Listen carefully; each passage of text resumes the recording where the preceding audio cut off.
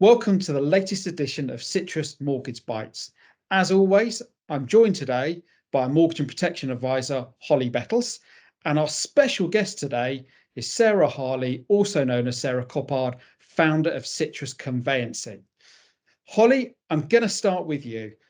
So I read, unless you're a first-time buyer, the good news, average house prices are up again in January, 1.3%, I think, month on month, which pounds and pence is apparently an average of £3,785. It's the fourth consecutive month of increase.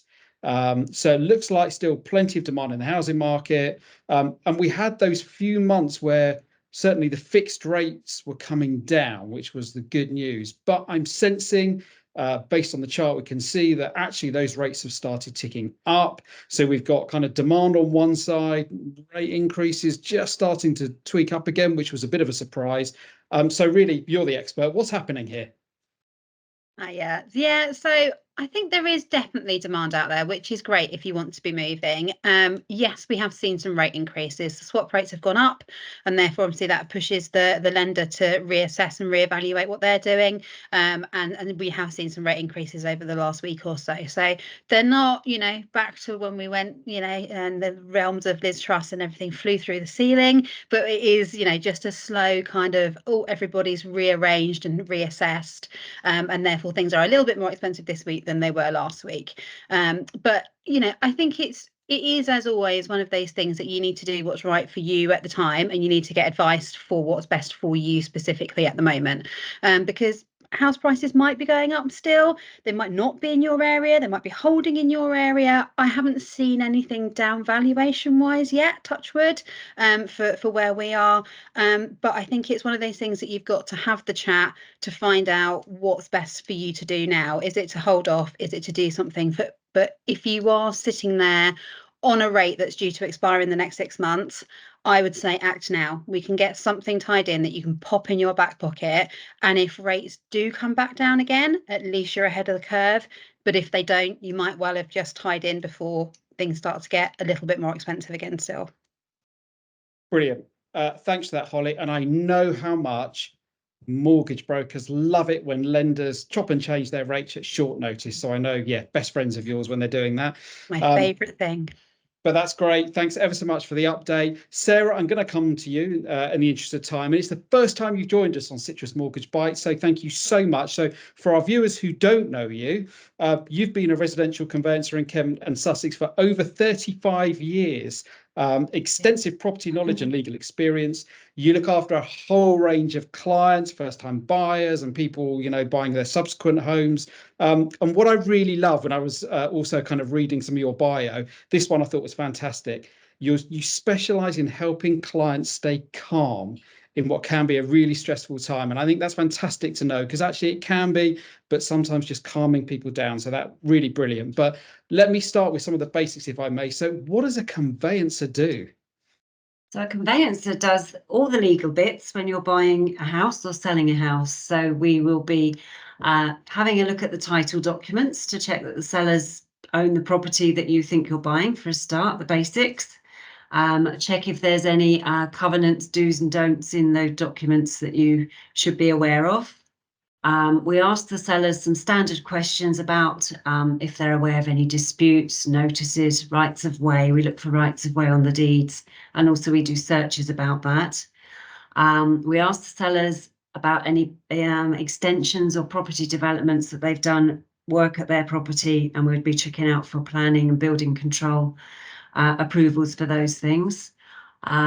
Searches, we do quite a ream of searches now. So we start with the basic local authority search, telling you about the roads, whether they're adopted or not. That'll also confirm any planning consents or breaches that the council might have put in.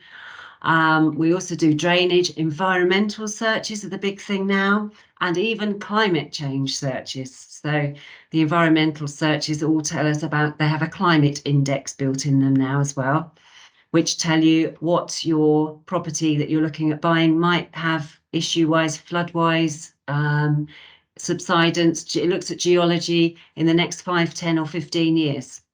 So lots and lots of checks carried out if you're buying. Amazing. And it's actually, yeah. when you think about it, it's just some of those things when you're buying a house and you get caught up with how much you've fallen in love with a house or the garden or whatever it may be, just some of those things either you haven't thought about, don't want to face into, but actually you make sure these things happen, which is fantastic. Yeah. And I guess, how does that differ from what a solicitor would do? For the actual job, a solicitor doing your conveyancing would do all of the above things, but they also might be distracted by other things. So the solicitors might mix and match. You know, if they're not specialists, conveyancers are specialists in residential and commercial buying and selling of property and businesses. Solicitors do lots of other things as well. So in the licensed conveyancer's opinion, we're more specialists for that, and we're not distracted by other things. Okay. Yeah. And probably a daft question, but I know sometimes with these things, people, you know, like, will they try and sell their house on a certain platform? So they go, well, I don't need an agent because I can do it this way now. Do I need to have a conveyancer or solicitor in order to do this? If you're getting a mortgage, definitely, because the mortgage company will look at us to look at all those things from their point of view as well. So definitely, if you're getting a mortgage, technically, if you didn't have a mortgage, you could do it yourself, but you would hit a lot of opposition from the other parties, solicitors as well, or conveyancers. So yeah, it would be very tricky. And with money laundering checks and things like that, years ago, you could possibly, I might have had one or two clients that would say, I'll just act for myself years ago. I haven't had that for ages now. And I don't think that they could cover everything. I think they'd soon give up and throw in the towel if you try to do it yourself. Yeah, it's interesting from a personal perspective. I was just listening to that list that you started with thinking, yeah, I wouldn't fancy that myself. So listening to all of that list as well, how long does this take, Sarah? At the moment, I was quoted in the Inside Conveyancing people on the web the other day. They're saying 114 days, which 30, 69, they're nearly 4 months from start to finish. I think it can be quicker. I think it, can be quicker and should be quicker than that. But it seems to be taking longer. Since COVID, we had all the busy years, and I think firms were trying to do too much work. And I think, a lot of things took longer then, and local authorities were bombarded. Well, the official guide says 114 days, but I think it should be quicker. I still like to think 3.5 months, perhaps. So it sounds, the message for me is, if you are in receipt of documents that ask you to please fill them out, please do so as quickly as possible, because that will make it quicker. Because actually, you are quite dependent, aren't you, on how quickly people reply to the request that you send out? Yeah. Okay. And not just my requests, requests from other solicitors in the chain. This is the problem.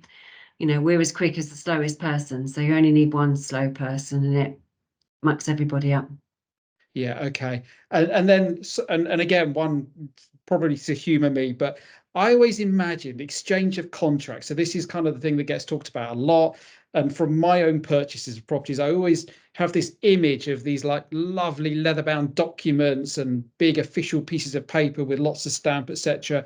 This thing, exchange of contracts, is it as big a occasion as that? Or actually, am I going to be let down because it's all electronic now and it's rather straightforward? It's still done on a phone call, so we still talk to each other. And so in a chain, you will have what's called a release of the contract. So the solicitor or the conveyancer at the bottom of the chain will say, we're all ready. Everybody will have agreed a completion date amongst themselves. So we're all set. The lawyers all know the date everybody can get their removals for. And then the conveyancer at the bottom will release their contract to the next conveyancer up and say, this is the terms of the contract. This is the completion date. This is the price. I release them to you until 5 o'clock. And then the next one will release on his purchase until 4:45, 4:30 up the chain.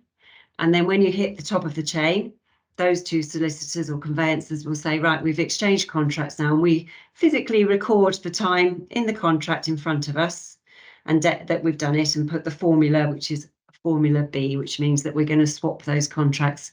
Actually, that is electronic or post now. We're still a bit post bound, but the binding time is the time we record when we write it in the contract by hand. Yes. Fantastic. The stories Yeah. are quite reassured. There's still people involved. There's still phone calls that are happening, and Yeah. actually there's a process to be gone through here to make sure this does happen, because I Yeah. guess it is a really big part of the purchase process. Is important. Yeah, it's binding. From that time that we've recorded on the contract, everybody is bound. And that's why you have the release of the contract on the way up, so that the people at the bottom can't change their mind. They've released till 5 o'clock. They can't go off home at 4:45. They've got to stay there. And as long as the lawyer above rings them and says, I confirm exchange, that's done. They can't change their mind while all the other calls are going on. And my last question, probably because you convinced me about kind of the importance of the role here in a purchase. Do I need a conveyancer for potentially for all types of purchases, whether they be, I'm just trying to think, but whether it's a remortgage, whether it's a property purchase, is a conveyancer required in all of those types of transactions? Yes, really. Remortgages definitely, because you're doing it from the mortgagee's point of view, although they tend to have in-house lawyers a lot now anyway that just do it for themselves, because they're only looking that the property is worth what they're lending then. So that would just be down to the mortgage lender. If you're buying a bit of land off your neighbour, perhaps a bit of garden or something, then really, again, you could possibly try it yourself. You might not want to do all of those searches. So you could technically do it yourself, but as long as if you've got one lawyer involved, then I think you probably need two. But you might opt to not do all the searches or inquiries if it's a bit of your land at the bottom of your garden that you know all about anyway. Fabulous, Sarah. That is brilliant. Thank you so much for answering those questions today. It's lovely to see you. We come back again and see us at some point in time. Yeah, we can sure. get these questions in. That's wonderful. Thank you very much. That's Sarah, founder of Citrus Conveyancing. Thank you very much indeed. And Holly, you'll know what it's time for. So you know we started last month with our bricks and mortar bingo.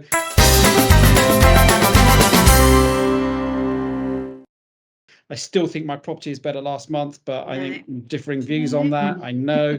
So this month, Simon, our producer, gave us something slightly different in our scope. So this month we were asked what we could get for 3 million, must have a pool or a tennis court. Now, I have to confess, I did need to do a lot of searching on this one, because I've certainly never looked for a house of this kind of value, nor have I looked for a house that has a pool or a tennis court before. Well, not seriously anyway.